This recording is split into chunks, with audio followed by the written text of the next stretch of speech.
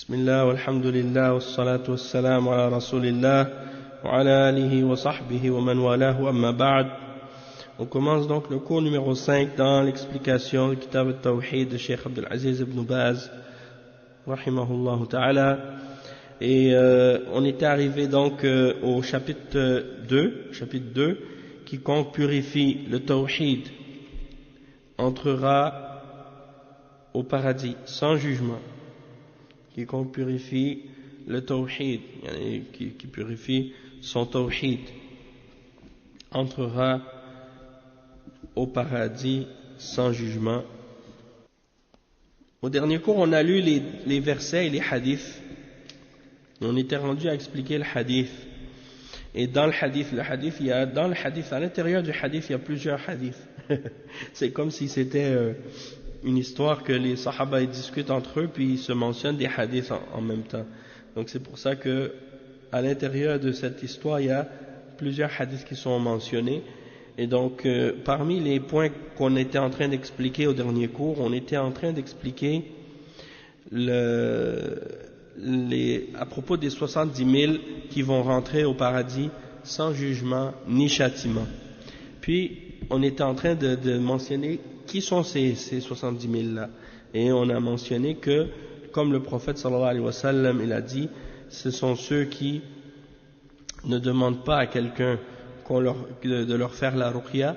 Ce sont donc ceux qui ne demandent pas à quelqu'un de leur faire la ruqya, ceux qui ne demandent pas à quelqu'un de leur faire le traitement avec le fer, hein, qu'est-ce qu'ils appellent la cautérisation. En fait, la cautérisation c'est plus large que qu'est-ce qu'on parle quand on dit en arabe al-kay. Pourquoi? Parce que la cautérisation, c'est souvent qu'est-ce qu'ils utilisent la cautérisation lorsqu'il y a une blessure qui est infectée, ou bien lorsque, par exemple, ils veulent fermer une plaie ouverte, ou bien quand il y a un membre qui est coupé ou quelque chose comme ça, ils vont utiliser la cautérisation pour désinfecter ou bien pour tuer les bactéries, et pour empêcher qu'il y ait hémorragie, par exemple, ils vont mettre la plaie sur le feu ou des choses comme ça. Ça, c'est beaucoup plus large. Mais al-kay, c'est plus spécifique. C'est pas de brûler comme brûler une plaie ouverte de cette façon-là. C'est plutôt un fer chaud qui est employé pour faire des pressions à certains endroits avec ce fer chaud-là. Ça laisse une marque, mais c'est pour dire, c'est pas n'importe quel endroit, puis c'est pas une grosse surface en général, c'est des petits espaces. Je dirais pas que c'est comme l'acupuncture, parce que c'est quand même, c'est pas du tout la même médecine, mais disons que c'est pas, je pourrais pas expliquer. J'ai déjà vu des gens qui ont reçu ce traitement-là. C'est une médecine traditionnelle qu'on appelle, les Arabes disent sha'abiyya, c'est-à-dire c'est une méthode traditionnelle que les gens utilisent pour se guérir de certaines maladies ou de certains problèmes de santé. D'accord? Mais c'est pas le terme cautérisation, c'est beaucoup plus large. C'est juste pour dire comme exemple, juste pour vous donner un exemple, on va regarder dans les définitions qui sont données dans les dictionnaires français là, de cautérisation, puis vous allez voir que j'ai pas vérifié, hein, mais c'est juste pour dire juste de qu'est-ce que je connais à ce sujet-là. J'ai l'impression que c'est beaucoup plus. Ouais, c'est ça, brûler une plaie superficiellement pour prévenir d'une infection. Donc ça, c'est juste une signification comme ça de la cautérisation, mais al-kay, c'est pas ça. Hein? Cautériser, brûler un tissu organique à l'aide d'un cautère. En tout cas, c'est très général comme signification. Donc, pour vraiment savoir al-kay, qu'est-ce que c'est, il faudrait retourner dans les explications peut-être de la médecine prophétique, voir comment ça se pratiquait, ou bien voir quelqu'un qui connaît ça, pour donner une définition plus claire à ce sujet-là. Mais en tout cas, je vais essayer de trouver un terme meilleur que ça pour le traduire, ou bien sinon au moins une explication qui est donnée à ce sujet-là pour que la chose soit plus compréhensible. Parce que là, je viens juste de constater que ça reste un peu vague comme ça. C'est quand quelque chose est complètement étranger à qu'est-ce qu'on connaît, c'est dur de le traduire. Hein? Parce qu'on n'a pas de référence, on n'a pas de choses qui sont semblables. Et c'est ce qui fait que parfois c'est difficile de traduire des termes comme ça, si on ne connaît pas du tout le lien que ça peut avoir, la réalité que ça peut avoir, que ça peut représenter. Naam. Il dit ok, donc on a dit, ils ne demandent pas qu'on leur fasse la ruqya on le sait, c'est quoi? C'est de réciter sur quelqu'un des versets ou des du'as ou des adhkars pour la guérison. On récite le Coran, on récite des du'as pour que la personne soit guérie. La yaktawun, on a dit, c'est de ne pas se faire guérir par le fer. On ne demande pas à quelqu'un de nous traiter par le fer. Wala yatatayyarun, at-tatayyur, c'est qu'est-ce qu'on appelle les superstitions, hein, et les mauvais présages. Dans le sens que, bon, je sais pas, je pense qu'on l'avait expliqué au dernier cours, que at-tiyara, at-tatayyur, ça vient de at-tiyara. At-tiyara, ça vient de at-tayr, les oiseaux. Hein.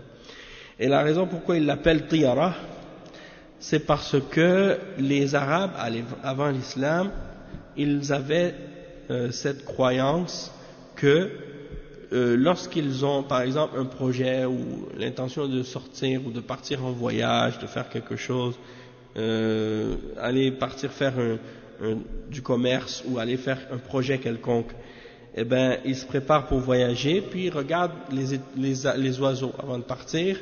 Si, par exemple, ils voient un corbeau ou bien ils voient un oiseau en particulier, ils disent ah ça donne un mauvais présage, c'est-à-dire on a l'impression que à cause de cet oiseau-là on va pas avoir le succès dans notre affaire, il va arriver un malheur ou quoi, donc on annule notre voyage parce que on a vu que les oiseaux vont pas nous indiquer des bonnes nouvelles. Donc ça c'est un petit peu des superstitions. Hein. Il y a des gens comme ça aujourd'hui qui ont des superstitions. Mais qu'est-ce qui est important de comprendre, c'est que at-tatayyur, ça ne se limite pas uniquement aux oiseaux. D'accord? Ça s'appelle at-tatayyur, mais ça implique tout ce qui rentre dans les superstitions, que ce soit relié aux oiseaux ou autres. D'accord? Donc ça rentre dans également les gens qui ont peur de, par exemple, je sais pas moi, ici c'est très populaire le vendredi 13, les gens ils disent vendredi 13 il faut pas faire ça parce que ça va pas marcher, c'est un jour qui porte malchance, je sais pas moi je sais que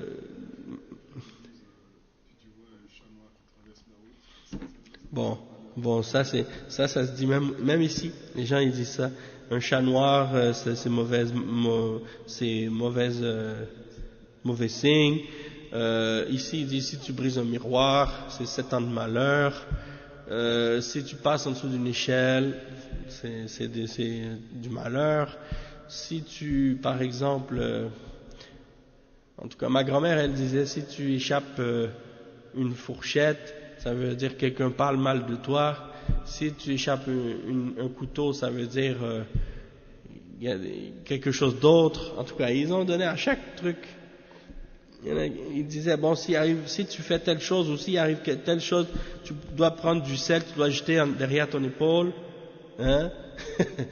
Il y a plein de superstitions comme ça. Puis quand j'étais avec des frères du nord de l'Afrique, ils m'en ont mentionné plein comme ça, des trucs là. J'arrivais même pas à croire que des musulmans pouvaient avoir des superstitions comme ça. Eh ben, subhanallah, effectivement, il y en a beaucoup. à propos il faut pas se peigner les cheveux la nuit, il faut pas il faut, je sais pas, il y en avait un paquet là comme ça. Donc moi j'écoutais ça puis je dis mais non, mais ça c'est interdit ça. Ouais. Et garde toujours ça, tu vois. Donc ça, tout ça ça rentre dans le shirk. Tout ça rentre dans le shirk. Et c'est pour ça que le musulman ne doit pas croire en ces superstitions-là, et même il doit tout faire pour les contredire, hein, les contredire pour prouver que justement il n'est pas affecté par ces choses-là. Hein, il doit faire ses projets, faire ses affaires, comme s'il ne tient pas compte du tout de ces superstitions. Parce qu'il croit que tout ce qui se produit ne se produit que par la volonté d'Allah et par la permission d'Allah. Donc il met sa confiance en Allah seul et il n'a pas peur de quoi que ce soit d'autre qui pourrait influencer sa vie.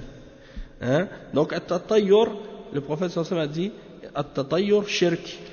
Hein? Ça fait partie du shirk, comme on l'a lu dans le hadith la semaine passée. Et ensuite on a parlé de le dernier point parmi les 70 000, wa ala rabbihim yatawakkalun. C'est-à-dire, ils mettent leur confiance en leur Seigneur. Ça, c'est le cœur de toutes ces trois affaires-là. Que celui qui fait partie des 70 000, c'est celui qui a compris réellement la signification du tawhid et qui a mis sa confiance en Allah subhanahu wa ta'ala complètement et entièrement.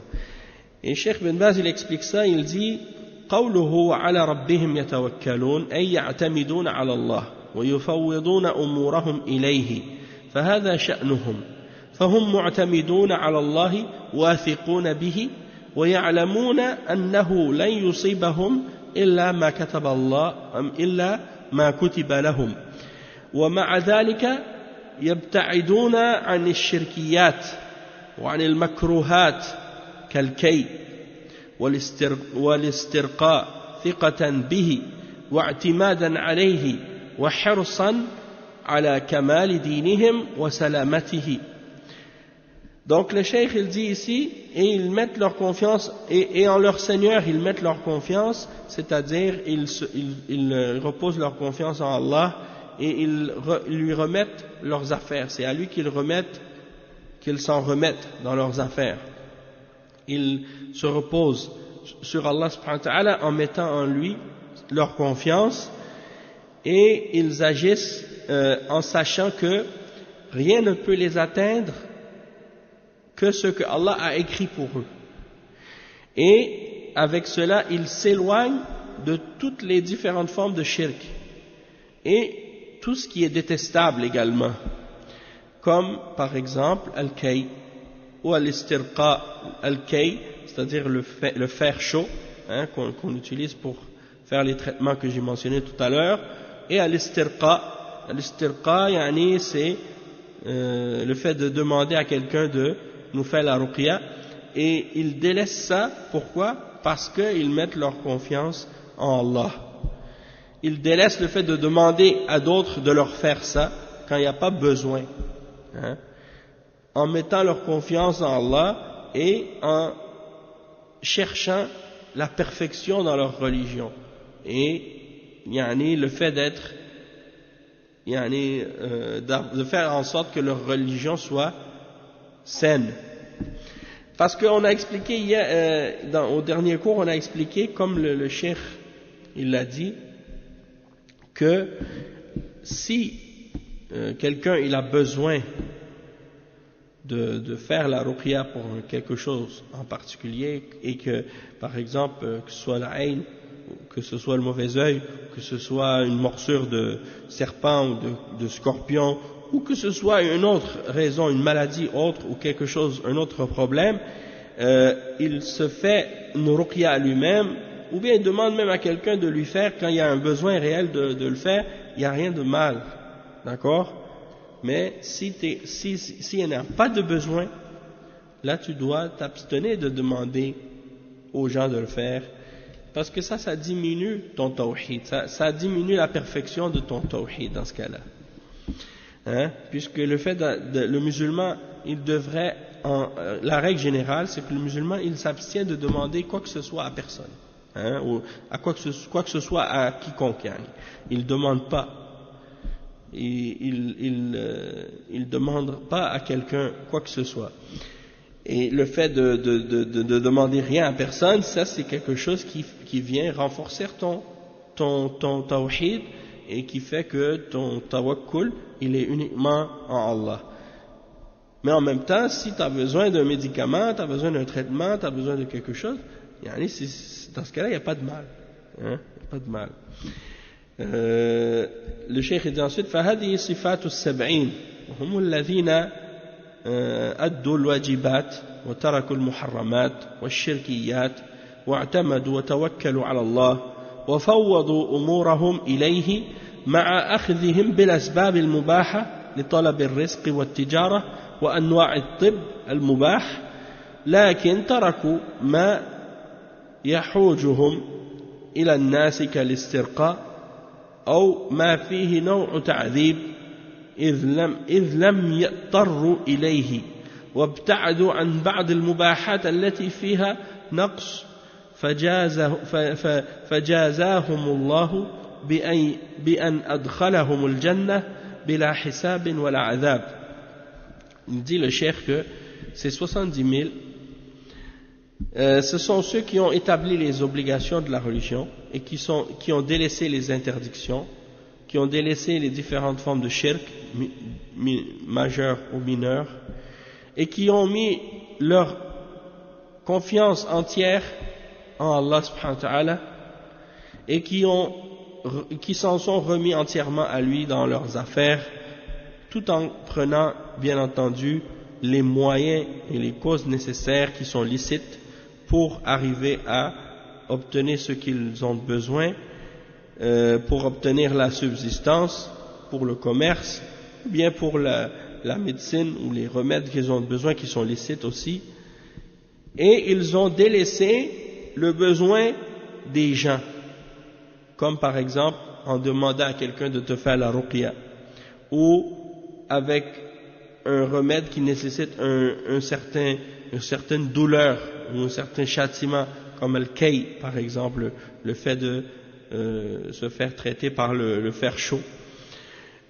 S'ils n'ont pas de besoin ou de nécessité à le faire, ils se sont écartés de certaines des choses qui sont permises et dans laquelle il y a pas une défaillance mais une imperfection si on veut, hein, le fait de demander à quelqu'un, c'est pas interdit mais c'est quelque chose qui vient diminuer un peu ta religion. Donc Allah subhanahu wa ta'ala, à cause de ça, les a récompensés en les faisant rentrer au paradis sans jugement ni châtiment. Le cheikh il mentionne deux points importants ici ou bénéfiques. Plutôt un point, pardon, un point. Est-ce qu'il y en a un deuxième? Ouais, je pense que c'est un point ici.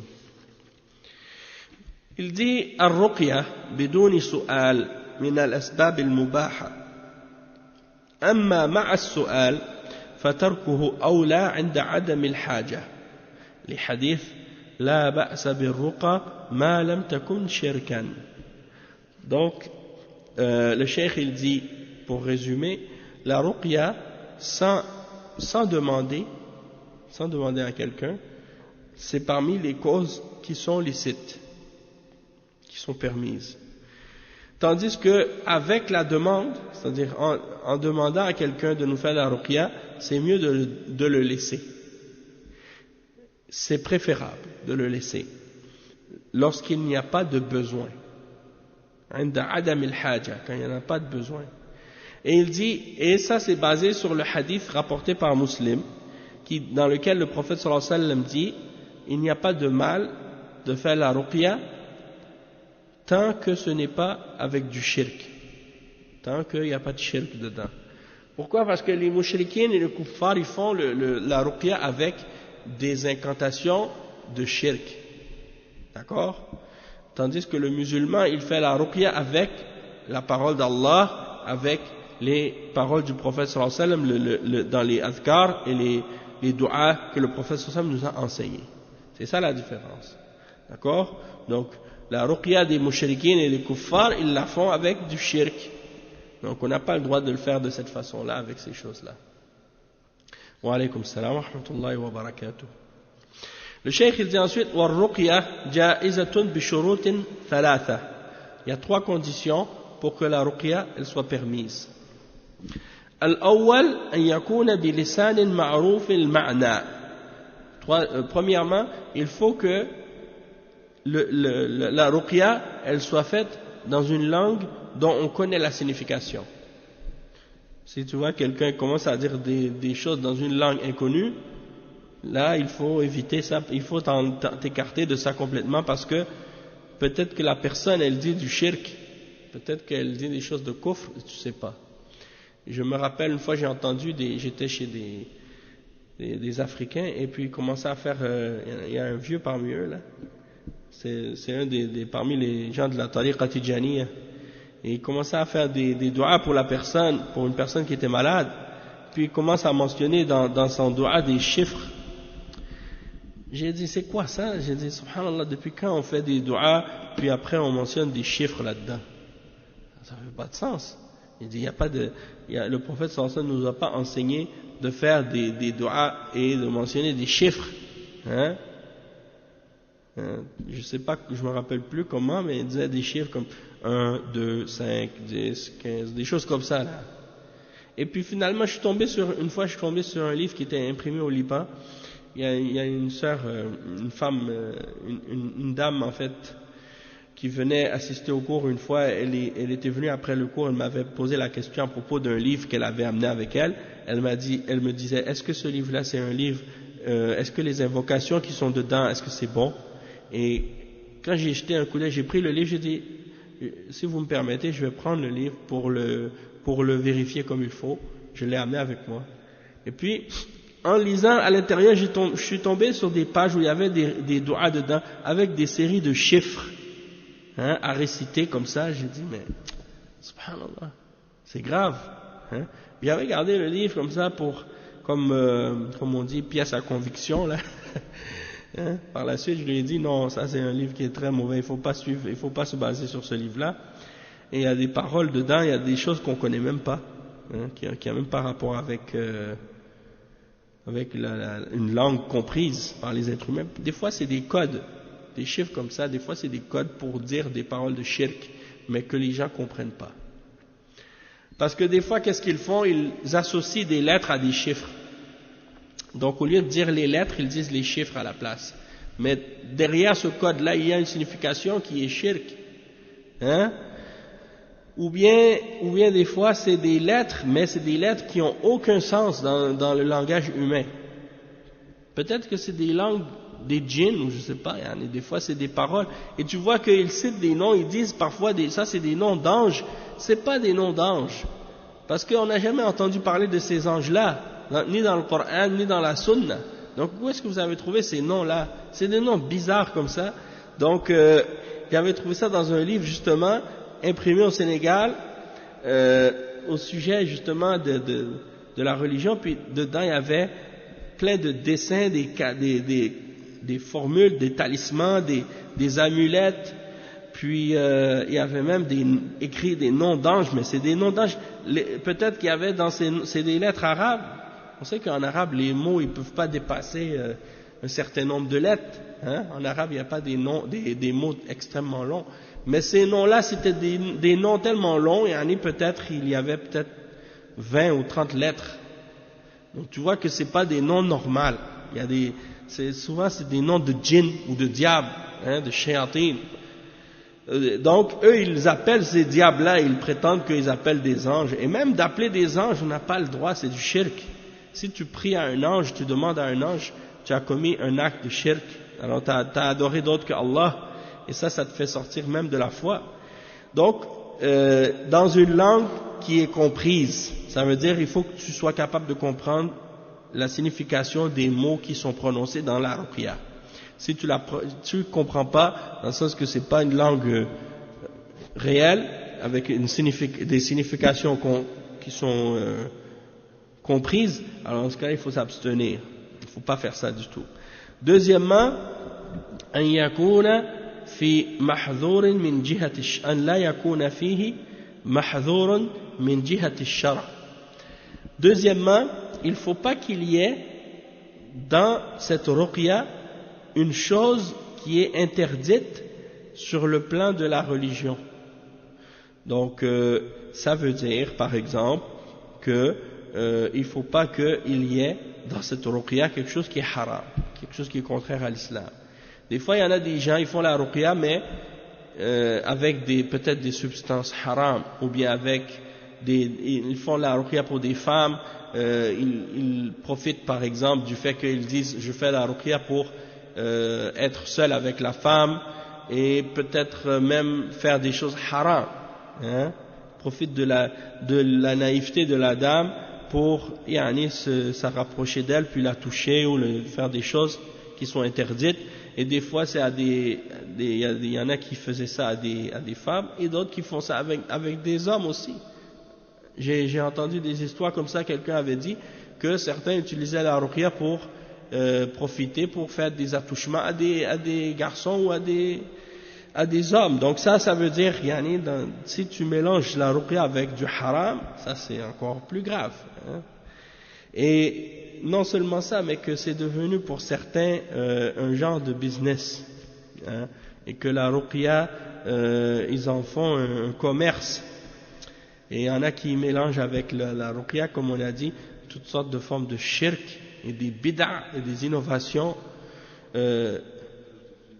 comme l'autre, oui, Ben Halima, qui fait des captages de djinn. Alors c'est sorti tout droit de Hollywood là avec lui. Il paie des gens pour faire semblant qu'ils sont possédés, et il les fait parler, puis il parle avec eux comme s'il parlait avec des djinns. Et puis qu'ils pensent qu'ils sont devenus des antennes humaines, capteurs de djinns. Il peut utiliser les djinns pour trouver d'autres djinns, puis pour enlever des mauvais sorts à des personnes. Déjà, qui t'a permis de rentrer en contact avec les djinns de cette façon? Et comment tu peux faire confiance à des djinns alors que tu sais que les djinns sont des menteurs, surtout si c'est des djinns kuffars. Et s'il te dit qu'il est musulman, qu'est-ce qu'il te dit qu'il dit la vérité? Tu peux même pas de toute façon vérifier ça. Donc tu te bases là-dessus, tu te bases sur les paroles de ces créatures-là qui sont des menteurs pour établir des règles dans la religion, Allah al-Musta'an. Donc c'est comme si la personne elle utilise de la sorcellerie pour essayer de guérir des gens qui sont ensorcelés. Et ça c'est interdit. Parce que les sorciers, c'est quoi? Qu'est-ce qu'ils font les sorciers pour faire la sorcellerie? Ils rentrent en contact avec les diables. Et c'est les diables qui les aident à faire la sorcellerie. Toi, tu dis, non, moi j'utilise les diables pour faire la ruqya. En réalité, c'est la même chose que ce que tu fais. Et ils ont d'autres méthodes aussi qui ont été démasquées par les frères salafis là-bas en Afrique. Alhamdulillah, il y a le cheikh Mohamed Kindo, même qui s'est assis avec lui et qui lui a prouvé que qu'est-ce qu'il faisait, c'était contraire à l'islam, contraire à la sunna. Et après avoir eu cette rencontre avec le cheikh, il a promis qu'il allait changer ses méthodes.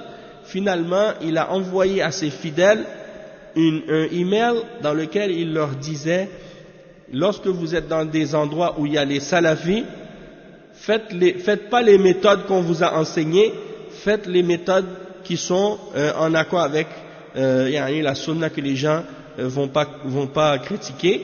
Mais quand vous êtes ailleurs, dans les autres endroits où il n'y a pas des gens qui sont sur la sunna, alors là, faites comme on vous a montré. Et par erreur, il a inclus dans la liste des récipients, des gens qui allaient recevoir le message, il a inclus dans la lettre, les contacts, une personne parmi les frères de la sunna. Et il a reçu donc ce message, c'est le frère Abdul Karim. Quand il a reçu ce email, il nous a dit, il a dit, j'ai lu les détails de qu'est-ce qu'il a écrit. Il fait des ruses comme ça, il trompe les gens en Afrique comme ça, il fait beaucoup d'argent avec ça pour voler l'argent des gens. Et maintenant, ils forment des fidèles à ça, et même, il y en a parmi ces soi-disant élèves, même ici au Canada, là, qui pratiquent ces méthodes de charlatans, là, eh ben, ils le font même jusqu'ici. Allah al-Musta'an. Donc, tout ça, c'est pour dire, ça, c'est des méthodes pour soi-disant faire la ruqya qui ne sont pas en accord avec la sunna, qui ne sont pas en accord avec la sharia. Et il y en a aussi, qu'est-ce qu'ils faisaient? Ils achètent des caisses de bouteilles d'eau, et puis ils récitent là-dessus, sur la caisse au complet, puis après ils les vendent. Ils les vendent, non mais c'est pas des blagues, on a vu ça, une bouteille d'eau de 1 litre, il la vend 50 €. Il la vend 50 €. Pourquoi? Parce qu'il a récité il a récité sur la caisse au complet. Il n'a même pas ouvert la bouteille pour réciter dedans. Donc, comment il peut dire qu'il a récité par la suite sur la bouteille? Puis, si dans la caisse, je ne sais pas combien il y a de bouteilles, peut-être qu'il y a une dizaine de bouteilles, 12 bouteilles dans la caisse, ça veut dire fois 50 €, ça fait beaucoup.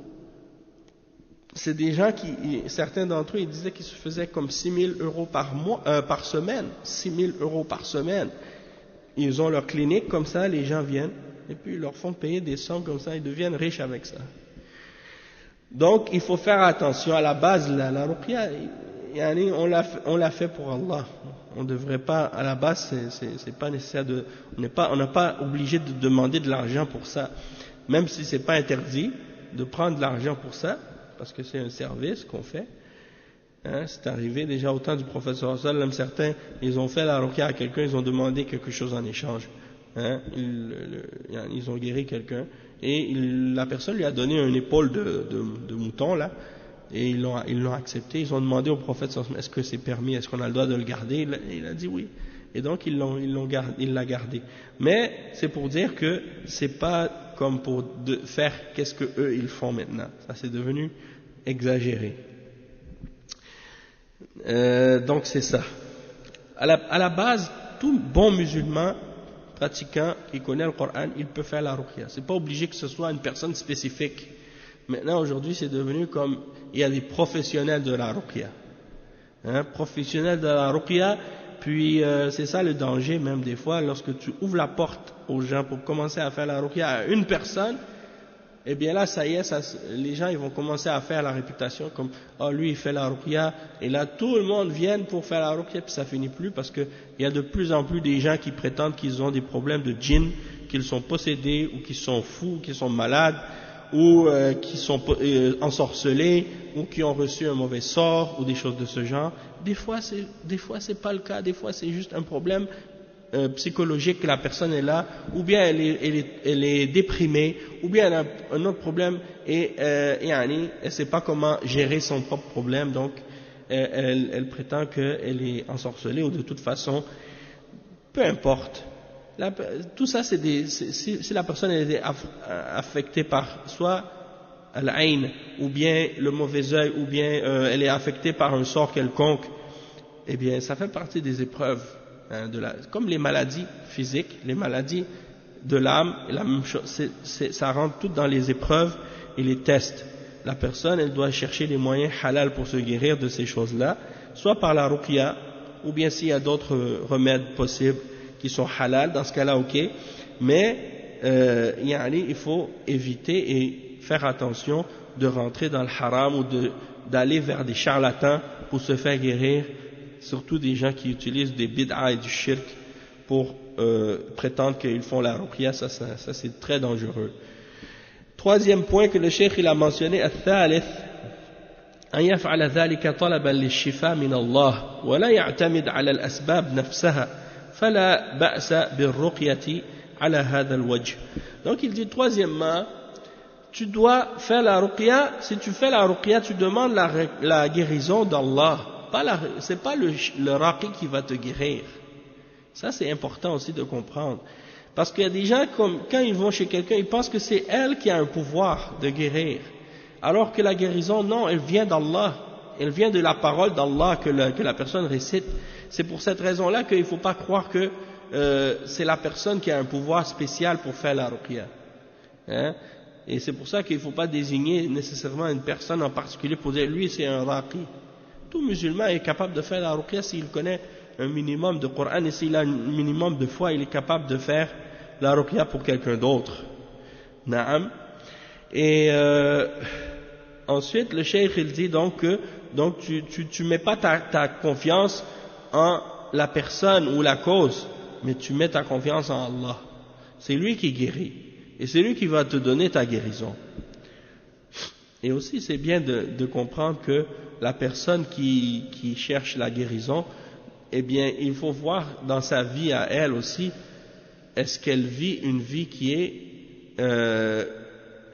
exempte de toutes sortes de choses qui l'éloignent justement d'Allah. Parce que souvent tu vois des gens qui viennent me dire j'ai des problèmes, je pense que je suis ensorcelé, je pense que j'ai ci, je pense que j'ai un ayn, et puis tu vois que la personne elle pratique même pas la religion, elle fait même pas la salat, elle fume, si c'est une femme elle porte pas le hijab, elle fait toutes sortes, elle écoute de la musique, elle vit dans le désordre, puis après elle dit j'ai des problèmes. Mais c'est non. Oui, les images, comme tu dis, les gens ils mettent leurs photos partout, comme tu dis Facebook, Allah musta'an, ils mettent leurs images partout, ils passent leur journée à se photographier dans leur téléphone, à se faire des selfies ou je sais pas quoi, puis après ils mettent ça sur leur page, Instagram ou Facebook ou je sais pas quoi d'autre, et puis après ils disent j'ai des mauvais œils. Qu'est-ce que tu espères? Les gens qui vont te regarder là, comment tu peux garantir que ce n'est pas des gens qui ont des mauvaises intentions ou qui ne veulent pas du mal? Il ne faut pas s'étonner de ça. Et donc ça c'est un exemple. Qu'est-ce que tu dis? Ça c'est-à-dire que tu cours après, tu cours après les problèmes, puis quand tu as des problèmes tu t'étonnes. Donc il faut pas être aussi il faut pas comme se jeter soi-même dans la bouche du loup là comme on dit. dit وهكذا يجوز الكي عند الحاجة وتركه أولى لما فيه من التعذيب. Il dit la même chose pour le fer, le fer de cautérisation comme je disais tout à l'heure. Lorsqu'il y a un besoin de le faire, il n'y a pas de mal de le faire, c'est permis de le faire, mais c'est préférable de le délaisser parce qu'il y a une certaine douleur là-dedans, un châtiment là-dedans, le fait que ça brûle, donc c'est mieux de le délaisser. Il dit وأما الأسباب الأخرى فلا بد منها فلا بد أن يأكل ويشرب ويطلب الرزق ويعمل الواجبات طلبا للجنة ويحذر من الوقوع في المحرمات. أما الأسباب التي فيها نقص كالكي والاسترقاء فتركه أولى. Donc le cheikh il dit en ce qui concerne les autres causes, les autres moyens, alors si c'est nécessaire, alors dans ce cas-là il n'y a pas de problème. Tu as besoin de manger, tu as besoin de boire, ça c'est des causes pour rester en vie. Donc il n'y a pas de mal à ça. De rechercher la subsistance, travailler pour gagner ta vie, pour pouvoir vivre, ça au contraire, ça c'est ordonné ça.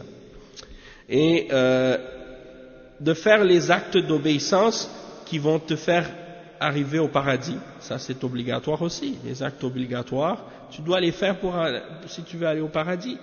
Et tu dois également faire attention de ne pas tomber dans les interdictions pour éviter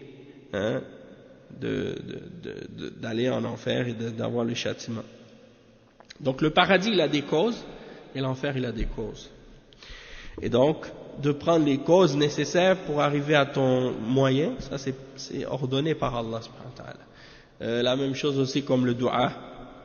Le dua ça fait partie des causes pour avoir la miséricorde d'Allah, avoir son pardon, avoir qu'on a besoin, donc tu fais ton dua. Allah il nous ordonne de faire le dua. Donc c'est quelque chose de bien, c'est quelque chose qui fait partie des causes qui sont bénéfiques, qui sont permises. Il dit, tandis que al-kay, ça fait partie des causes, mais dans lesquelles il y a il y a quelque chose qui diminue la perfection du tawhid dedans, ou qui diminue donc le fait que tu demandes à quelqu'un de te le faire, comme la ruqya, si tu demandes à quelqu'un de te le faire, si tu n'as pas le besoin, c'est mieux de délaisser ça, de ne pas le demander. Et il dit ensuite, pour expliquer la fin du hadith, quand Ukasha ibn Mihsan, il demande au prophète sallallahu alayhi wa sallam, au messager d'Allah, invoque Allah pour que je sois un d'entre eux, parmi les 70 000. Et le prophète sallallahu alayhi wa sallam lui répond en disant, Anta minhum, tu vas être parmi eux. Et un deuxième se lève après Ukasha et dit, moi aussi, je demande à Allah pour que moi aussi je sois un d'entre eux. Et le prophète sallallahu alayhi wa sallam lui dit, sabaqaka biha Ukasha. C'est-à-dire, tu t'es fait devancer par Ukasha. C'est-à-dire, pour fermer la porte, le cheikh il dit, qawluhu, sabaqaka biha Ukasha, qala saddan lil bab, li'an la yaqum man laysa ahl. C'est-à-dire que, pour pas que tout le monde qui ne sont pas réellement méritants de cette récompense-là, se lève pour demander. Et le cheikh il dit, أخذ العلماء منه جواز استعمال المعاذير وهي الكلمات التي تسد بابا لا يحمد عقباه ليستعملها من دون أن يتعرض لإهانة أحد أو فضيحته ولا بأس للإنسان أن يرقي نفسه لكن طلب الرقية من الغير تركه أولى. Donc le cheikh il dit, les ulama ont pris de cette parole du prophète sallallahu alayhi wa sallam quand il a dit Ukasha t'a devancé, ils ont pris de ça qu'il est permis d'employer des excuses, des allusions, c'est-à-dire de ne pas dire explicitement la raison pour laquelle tu refuses, mais tu fermes la porte en disant quelque chose qui va faire comprendre à la personne poliment, sans la blesser et sans l'humilier non plus. Donc le prophète sallallahu alayhi wa sallam n'a pas voulu dire à la personne, non, toi tu ne fais pas partie de ces 70 000 là. Donc au lieu de lui dire ça, il a utilisé une réponse qui, d'une certaine façon, fait allusion au fait que il ne peut pas recevoir cette récompense-là, mais malgré tout, c'est-à-dire il n'est pas blessé. Et quand il va entendre ça, il ne va pas dire « Ah, le prophète m'a dénigré ou m'a rejeté ou m'a humilié », non. Parce que c'est quand même, il ne va pas ressentir rien contre lui. Il dit « Sabaqaka biha Ukasha ». Ukasha, il t'a devancé. Et c'est tout. Mais la réalité, c'est qu'en fait, il ne fait pas partie de ces gens-là. Il n'a pas les qualités nécessaires, il n'a pas les choses nécessaires pour être parmi ceux-là. Et le cheikh il dit qu'il n'y a pas de mal à quelqu'un de se faire à lui-même la ruqya. Donc, tu peux faire la ruqya sur toi-même. Toutefois, de demander à quelqu'un d'autre de te faire la ruqya, c'est mieux de ne pas le faire. C'est préférable de ne pas le faire.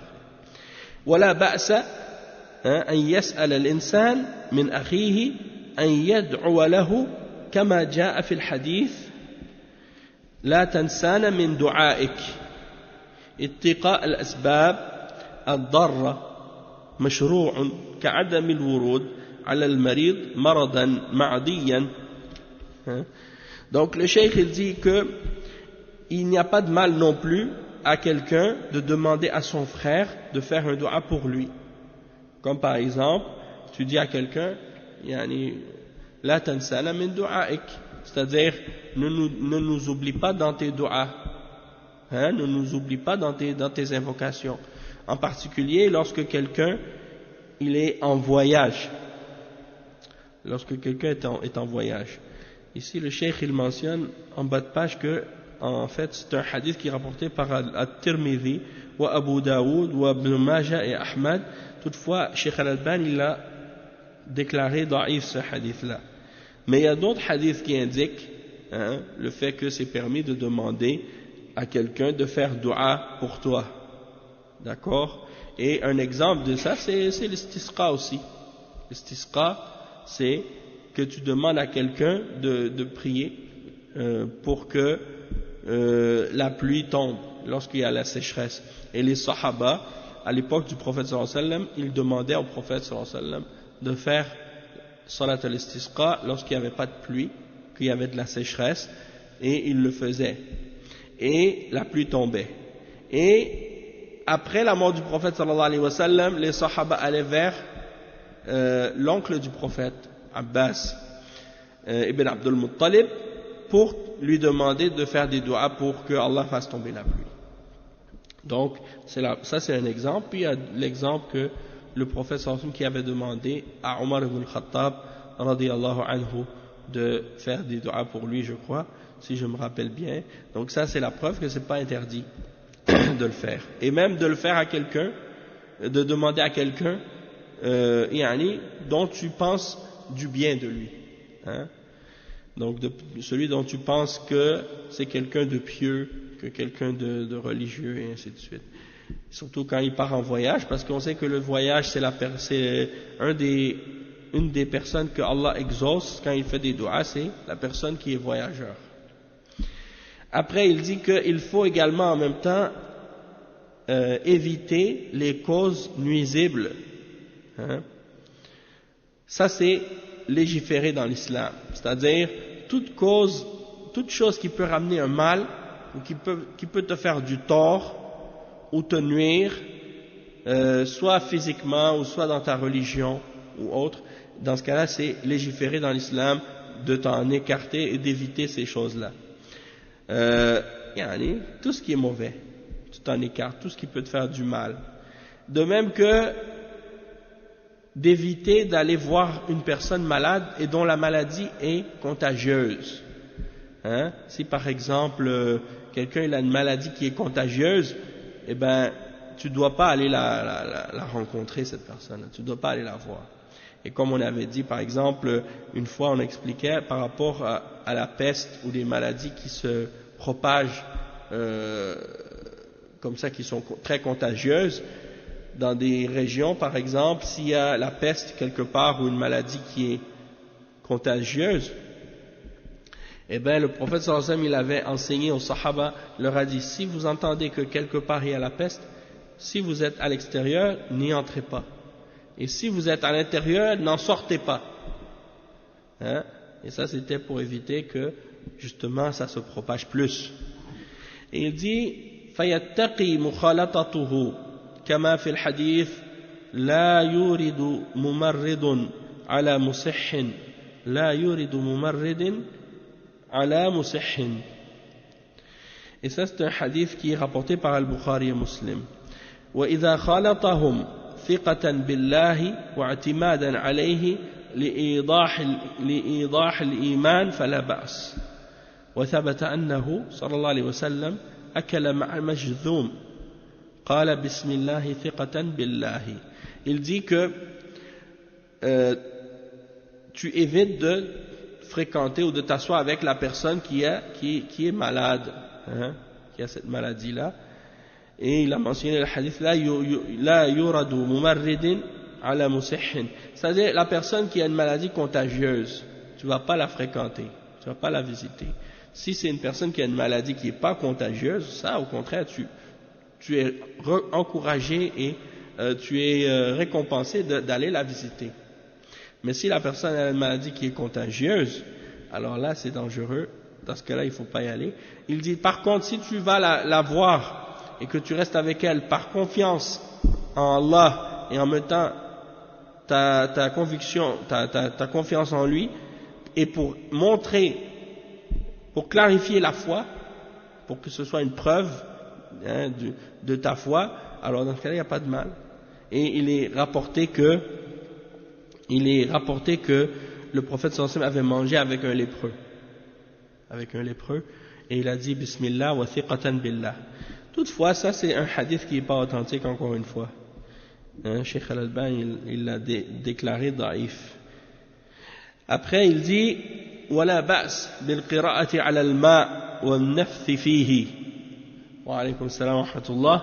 وثبت أن النبي صلى الله عليه وسلم نفث في ماء ثابت بن قيس والقراءة تكون مما تيسر من القرآن انتهى كلامه.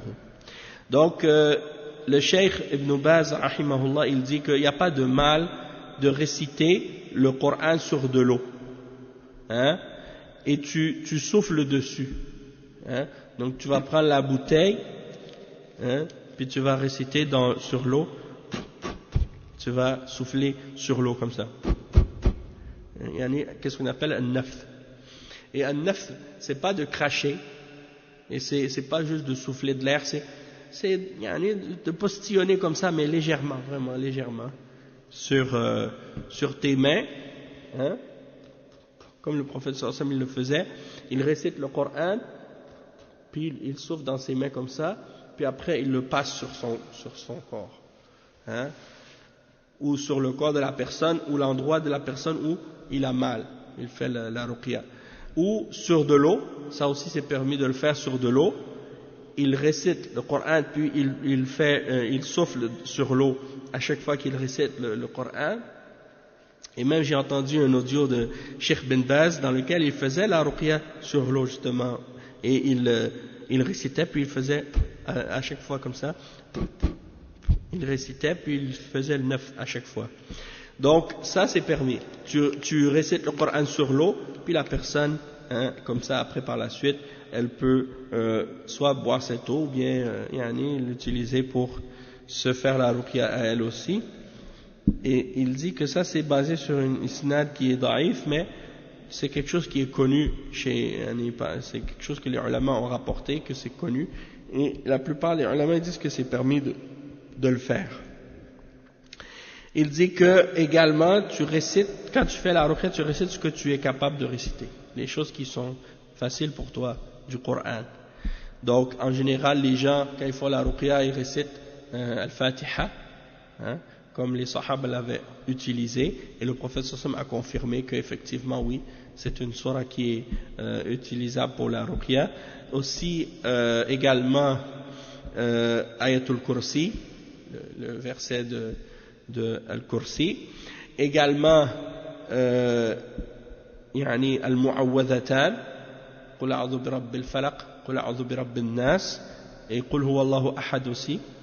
Et aussi tu peux réciter d'autres versets également, comme les derniers versets de Surat Al-Baqarah, puis les versets de certains mentionnent aussi les versets de Sulayman dans Surat Al-Baqarah, وَاتَّخَذُوا مَا تَتْلُو الشَّيَاطِينُ عَلَى مُلْكِ سُلَيْمَانَ وَمَا كَفَرَ سُلَيْمَانُ وَلَكِنَّ الشَّيَاطِينَ كَفَرُوا إِلَى آخِرِهِ. Donc ça c'est un exemple. Puis sinon tout le Coran au complet même, il est une ruqya. Mais c'est pas obligé que ce soit très long, comme certaines personnes ils pensent qu'il faut que tu récites pendant 2 heures. Non, même 5 minutes, 10 minutes c'est suffisant. C'est parce que tu es arrivé en retard, c'est pour ça que mais non, je le sais. Ouais. Non, mais c'est pas grave parce qu'on en a parlé un petit peu. On n'a pas mentionné tous les détails, mais on a mentionné 3 conditions que le cheikh il a citées. أن يكون بلسان معروف المعنى وأن لا يكون فيه محذور من جهة الشرع وأن يفعل ذلك طلبا للشفاء من الله ولا يعتمد على الأسباب نفسها. Donc ça c'est les 3 règles, mais c'est vraiment général, on n'est pas entré dans les détails. On a mentionné quelques exemples de choses qui se font qui ne sont pas correctes. Mais bon, si vous voulez, non, c'est pas grave. Si vous voulez, Inch'Allah, on en reparlera de toute façon, dans un autre cours, Inch'Allah, on parlera de certaines choses parce que c'est important. Puis j'ai justement un petit livre à la maison qui explique certains des points à ce sujet-là, Inch'Allah. Donc on pourra en reparler. De toute façon, on a terminé le chapitre en question aujourd'hui.